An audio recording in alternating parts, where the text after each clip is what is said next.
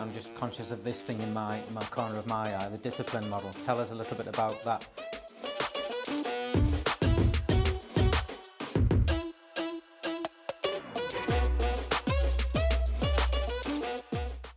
I'm just conscious of this thing in my corner of my eye, the discipline model. Tell us a little bit about that, how it was created.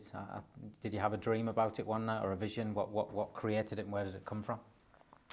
Yeah, I mean, you're probably asking me that because of you've heard the story of how it came about. So for me, I laugh now because it seems so obvious, but it wasn't at the time.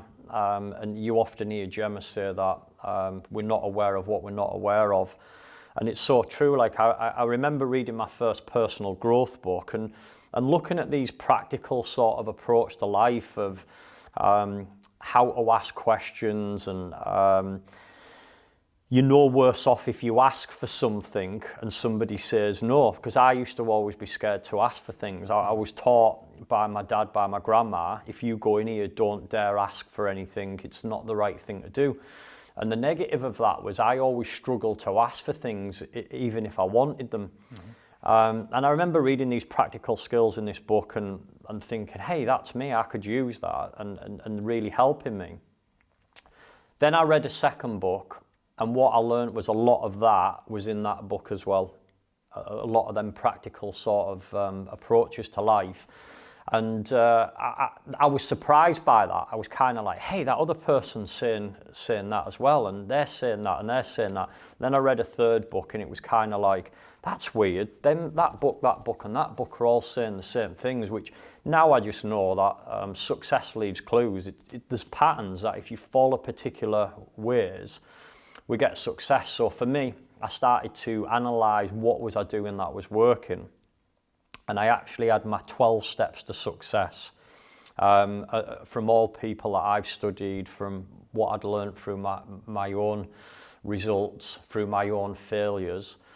And then I started sort of thinking, what fits with me, like my personality, what I've learned. And I went to sleep one night and I actually dreamt the discipline model and my 12 steps sort of fitting into the model. And I woke up in the middle of the night, turned the light on. Gemma was like, oh my God, what are you doing? I was like, I've had this dream. It's like the steps, it goes into a discipline model. And she was like, what are you talking about? And I was like scribbling it down. And I could remember probably 70% of the dream.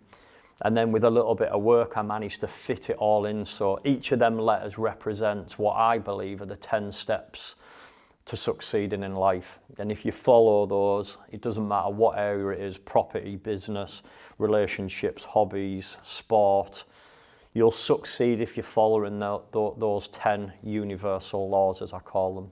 Excellent. Is any one more important than the other, or are they equally? Or? No, they're all very much as important as each other, because it's like having the digits to a code. So if you if it's a lock with four digits, if you've only got 3 of them, you don't crack the code, you can't unlock the lock.